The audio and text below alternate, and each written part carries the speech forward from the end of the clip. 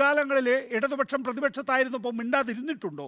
അപ്പോൾ ഇതൊക്കെ സാധാരണഗതിയിലുള്ള നാട്ടു നടപ്പാണ്. നേരത്തെ ഇവിടെ ശ്രീ കെ ടി കുഞ്ഞിക്കണ്ണൻ, ഞാൻ ജെ.ആർ. പത്മകുമാറിലേക്ക് വരാം. ശ്രീ കെ ടി കുഞ്ഞിക്കണ്ണൻ, ഇതൊരു ഫെഡറൽ വ്യവസ്ഥയല്ല എന്നത് സംബന്ധിച്ച് ഒരു വിശദീകരണം അദ്ദേഹം നൽകുകയുണ്ടായി. എനിക്കത് പൂർണ്ണമായും മനസ്സിലായില്ല. താങ്കൾക്ക് മനസ്സിലായെങ്കിൽ എനിക്ക് പറഞ്ഞു തരൂ.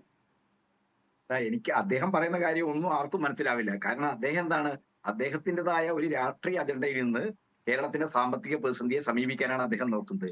അദ്ദേഹം ഇവിടെ നികേഷ് പറഞ്ഞു, ഞാൻ പറഞ്ഞു, ജോർജ് ജോസഫ് പറഞ്ഞു, കേരളത്തിന് അർഹതപ്പെട്ട തുകകള് നിഷേധിക്കുകയാണ് കേന്ദ്രം. അതിന്റെ കണക്ക് നമ്മുടെ മുമ്പിലുണ്ട്. അതിനെക്കുറിച്ച് ഒരു അക്ഷരം അദ്ദേഹം മിണ്ടുന്നില്ലല്ലോ. ഇന്ത്യ എന്ന് പറയുന്നത് യൂണിയൻ സ്റ്റേറ്റ്സ് ആണ്, സ്റ്റേറ്റുകളുടെ യൂണിയനാണ്. നമ്മുടെ ഭരണഘടന നികുതി വരുമാനം ഉൾപ്പെടെ സംസ്ഥാനങ്ങൾക്കും കേന്ദ്രങ്ങൾക്കും വിഹിതം വെക്കുന്നതിനെ കുറിച്ച് അതിന്റെ 250-ാം ആർട്ടിക്കിളിൽ കൃത്യമായ, അതിനാണ് ധനകാര്യ കമ്മീഷൻ, നികുതി വരുമാനം വിഭവങ്ങൾ തുല്യമായി പങ്കുവെക്കാൻ. അപ്പൊ വിഭവ വിഹിതം നമുക്ക് അർഹതപ്പെട്ടത് ലഭിക്കുന്നില്ല. ധനകാര്യ കമ്മീഷനിൽ പ്രധാനമന്ത്രി ഇടപെടുന്ന ഒരു കാലമാണ്. YB റെഡ്ഡി ധനകാര്യ കമ്മീഷണർ ആയിരിക്കുമ്പോ ഈ സംസ്ഥാനങ്ങൾക്കുള്ള വിഹിതം വെട്ടിക്കുറക്കണം എന്ന് പറഞ്ഞുകൊണ്ട് 10% കുറക്കണം. അല്ല, ഞാനത് പറഞ്ഞോട്ടെ. അങ്ങനെ ഇടപെട്ടു. പക്ഷെ ഇദ്ദേഹം എന്താണ് ഈ കോൺഗ്രസിന്റെ കൊടിയുള്ള ഒരു ഷാളും പോച്ചാണല്ലോ ഈ ചർച്ചയിൽ പങ്കെടുക്കുന്നത്. ഇന്ത്യൻ നാഷണൽ കോൺഗ്രസിന് BJPയെ ന്യായീകരിക്കാനും കേന്ദ്രത്തിന്റെ സംസ്ഥാനങ്ങളോടുള്ള ഫെഡറലിസത്തിനെതിരായിട്ടുള്ള നിലപാടിനെ സാധൂകരിക്കാനും എന്താ താല്പര്യം? അദ്ദേഹം ഇവിടെ, ഞാനിപ്പോ കോഴിക്കോട്ട് നിന്നാണല്ലോ നികേഷ് സംസാരിക്കും. ഇവിടുത്തെ ഈ വരാൻ പോകുന്ന തെരഞ്ഞെടുപ്പ് മത്സരിക്കാൻ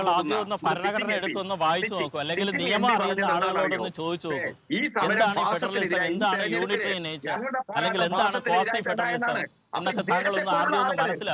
രാഹുൽ ഗാന്ധി കൂടി അധികാരം എന്താണ്? ഫെഡറലിസത്തെ തകർക്കുന്നതാണ്. അങ്ങനെ ഫെഡറലിസത്തെ തകർക്കുന്ന സംസ്ഥാനങ്ങളുടെ അധികാരം കവരുന്ന കഴിഞ്ഞ 10 വർഷക്കാലത്തെ ഭരണം അവസാനിപ്പിക്കണമെന്നാണ് രാഹുൽ ഗാന്ധി പറയുന്നത്. ഇവിടെ BJPയുടെ അജണ്ട ഇരുന്നുകൊണ്ടാണ് വിനോദ് സംസാരിക്കുന്നത്. VD സതീശന്റെ ഉപദേശമായിരിക്കും. ആ ഉപദേശം അനുസരിച്ചുകൊണ്ട് രാജ്യം നേരിടുന്ന മൊത്തം സാമ്പത്തിക പ്രതിസന്ധിയുടെ ഫെഡറലിസത്തിനെതിരായിട്ടുള്ള അതിനെ തകർക്കുന്ന നയങ്ങളുടെ ഭാഗമാണ് കേരളം നേരിടുന്ന സാമ്പത്തിക പ്രതിസന്ധി. കേരളത്തിന് ലഭിക്കാനുള്ള അപ്പൊ നികുതി വിഹിതത്തിൽ വന്ന കുറവ് 3.87% നിന്ന് അത് 1.925% ചുരുങ്ങുമ്പോൾ 18,000 കോടിയോളം രൂപ കേരളത്തിന് ന്യായമായി ലഭിക്കേണ്ടത് കുറയുന്നുണ്ട്. വിനോദേ, ഇതൊക്കെ മനസ്സിലാക്കാതെ ഈ ഒരു രാഷ്ട്രീയ യാഥാർത്ഥ്യത്തെ മനസ്സിലാക്കാതെ ശമ്പളം 1-2 ദിവസം കിട്ടാതെ പോകുന്നത്, അത് താമസിക്കുന്നത്, അതൊക്കെ തന്നെ കേരളത്തിന്റെ ചരിത്രത്തിൽ ആദ്യത്തെ സംഭവമാണെന്ന് പറഞ്ഞുകൊണ്ട് നിങ്ങൾ ആരെയാണ് സേവിക്കാൻ പോകുന്നത്? ശരി, അല്ല അത് പാടില്ലല്ലോ. അത് പാടില്ല എന്ന് മാത്രമല്ല, അങ്ങനെ ഉണ്ടായാൽ സ്വാഭാവികമായും പ്രതിപക്ഷ സർവീസ് സംഘടനകൾക്ക് സമരം ചെയ്യാനുള്ള അധികാരമുണ്ട്.